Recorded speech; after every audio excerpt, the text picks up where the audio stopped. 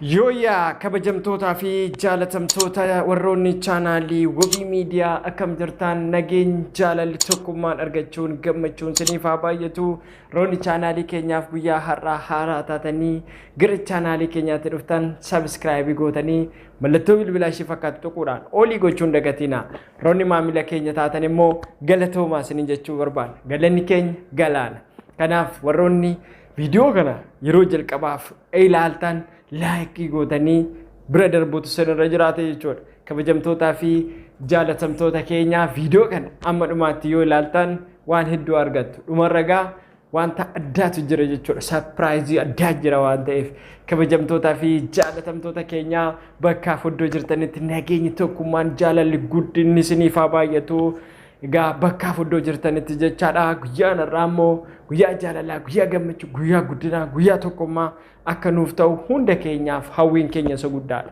Kanaaf hundi keessan Wobii Miidiyaa guddistanii maamila taatanii yeroo hundaa waliin wanta beeknu waliin qooddannee bakka guddaa akka geenyes kabajni keenya isa guddaa isiniin jechuu barbaanna. Jaalatamtoota keenya hundi keessan egaa akkuma isiniin jedhe subscribe, share, like isin biraa barbaanna. Yoo barbaaddanis immoo koomentii barreessuu hin dagatinaa. Koomentii keessan irraa waan hedduu wanta barannuuf jechuudha. Wanta hojjechuu qabnus wanta balleessines yoo jiraate koomentii jalatti nu barreessaa. Nu isinirraa barachuudhaaf qophiidha isiniin jechuu barbaanna. Egaa guyyaan har'aa immoo guyyaa baay'ee namatti toluu fi nama gammachiisu kanarratti waan addaa qabannee isinii dhufnee jirra. Egaa guyyaan har'aa kan hin qabadhee isinii dhufee wanta gochuu qabdu irratti yeroo itti kennuu qabdu. Kabajamtootaa fi jaalatamtoonni warroonni Wobii Miidiyaa egaa wanta gochuu qabdu irratti yeroo kee itti kennuu hin qabdu kan jedhu mata duree jedhu walitti dhufnee jirra. Wanta gochuu qabdu irratti wanta raawwachuu qabdu irratti yeroo itti hin kenniin.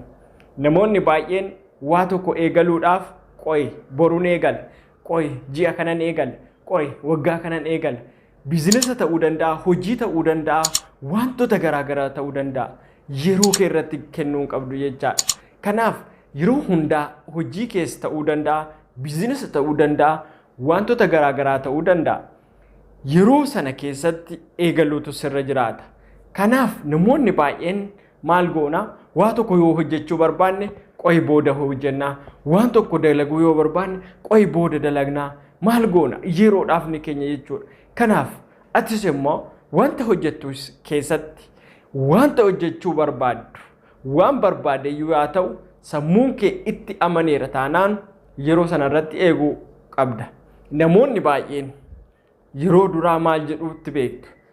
Namoonni baay'een waan hin dabarsan isinitti hima. Innis maalinni namoonni baay'een yeroon warqiidha jedhu. Yeroon warqii miti. Yeroon maalidha? Yeroon warqii miti kana beekuutu sinirra jiraata. Yeroon lubbuu ta'uutu beekuutu sinirra jiraata. Namoonni baay'een fakkeenyaaf warqii bitatanii faayaan namoonni baay'een ni godhatu. Fakkeenyaaf bareedinaaf ni uffatu.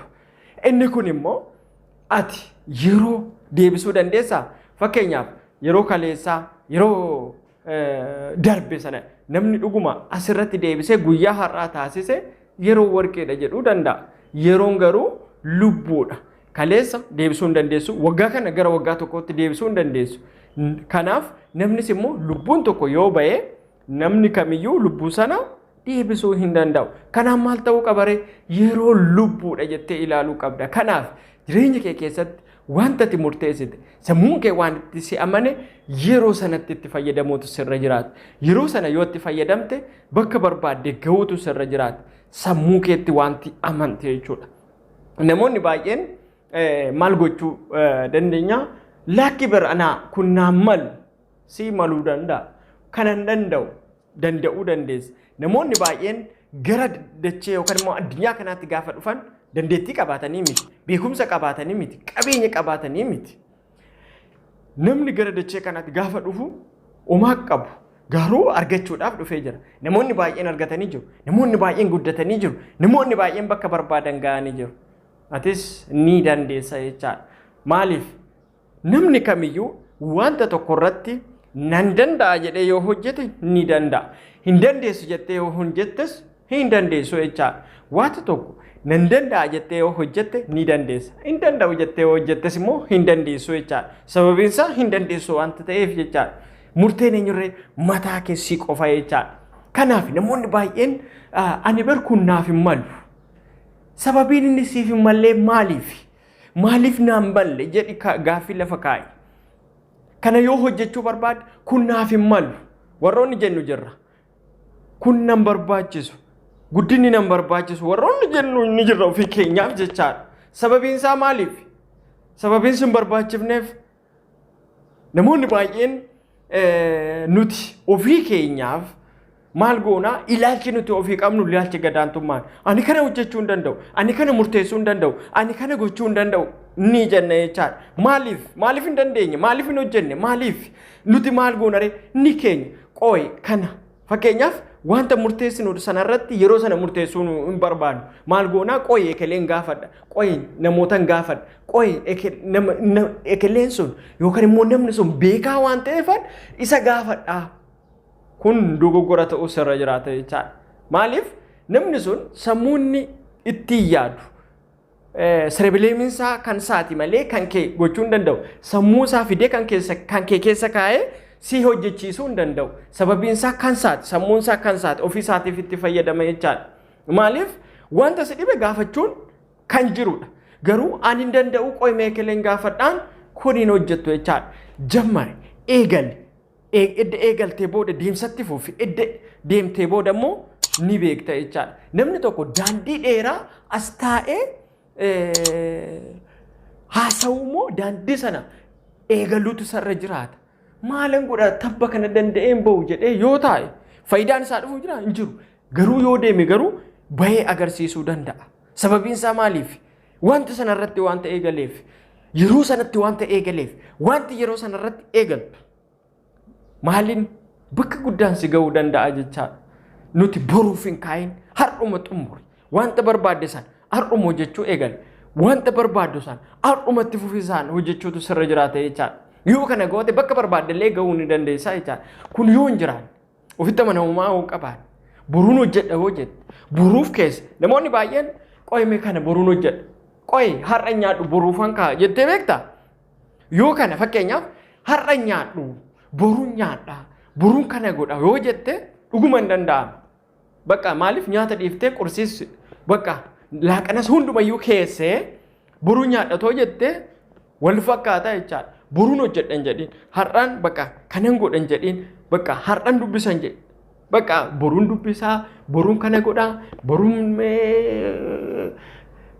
boruunsa fudhadhaa boruun bakka wantoota nama barsiisu fudhadhaa miti. Har'as si barbaachisa borus wanta biraati. Guyyaan har'a qofaa jechuudha. Kanatti har'a qabdu har'a qofaa borummoo kan biraati. Borummoo maaliin kanaaf yeroon teessee sin eegdu yeroo sanatti fayyadamnudha. Yoo kana goote bakka barbaaddellee ga'uu ni dandeessaa. Namoonni baay'een illee si hordofuu danda'u. Namoonni baay'een siin bakka guddaa ga'u. Fakkeenya fudhatanii malee nuti jireenya kee keessatti yoo wanta ati boruuf keessa ta'u bakka barbaadde toon ga'iin si kuffisu abdii si kutachiisaa deemuu danda'a. Sababiin isaa har'a borotoo jettu yeroon keessi yaalaa gubataa jechaadha. Jaalatamtootaa fi kabajamtoonni warroonni wabii miidiyaa hundi keessanis immoo guyyaa har'aa viidiyoo kanarraa waan hedduu akka barattan abdii guddaan qaba. Kanaaf hundi keessan guyyaa har'aa immoo gara chaanaalii keenyaatti haaraa taatanii warroonni dhuftan maal gochuu sinirra jiraata? Sinuu beektu kana sinittiin immoo jechaadha. Maal gochuu sinirra jiraata? Meerreeyaa? Maal gochuu sinirra jiraata? Subscribe, share gootanii nama hunda bira akka ga'u yoo sinirraa barattan yoo jecha tokko argatte isatti fayyadamii namni biraas immoo itti fayyadamu. Commentis barreessuu hin dagatinaa. Maamila keenya ta'a yeroo hundaa walirraa haa barannu. Sinis immoo commentii keessa yoo nu barreessitan sinirraa waan hedduu baran. Jaalatamtootaa fi kabajamtoota keenya viidiyoon keenya guyyaa har'aa kana ture hundi keessan immoo waan hedduu akka irraa argattan abdii guddaan sin biraa qaba. Baay'een sin jaaladha, baay'een sin kabajaa. Tokkummaan jaalalli guddinni isiniif haa baay'atu. Galatooma horaa bulaa deebana.